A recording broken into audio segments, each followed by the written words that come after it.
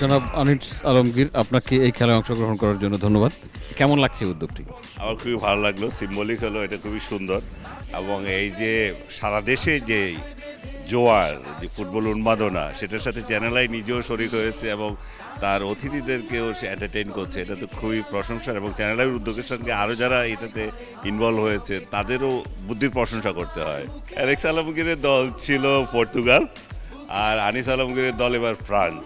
এটাও বলে দিচ্ছি, ব্রাজিল আর আর্জেন্টিনার যে যুদ্ধ, সেখানে আমি এটাকে সিরিয়াসলি নেই না। আমি মনে করি যে তারা দুই দলে ভালো খেলে। আমি অতীতে ব্রাজিল ছিলাম, এটা বলতে পারি। তারপরে জার্মানি 3বার সাপোর্ট করেছি, গতবার থেকে ফ্রান্সের সাপোর্টার। বাট ক্রেজি না এটা। যদি আমার কথা হচ্ছে Brazil, Argentina, France, Germany, Portugal, 5 দলের যে কেউ হলে আমি খুশি হব।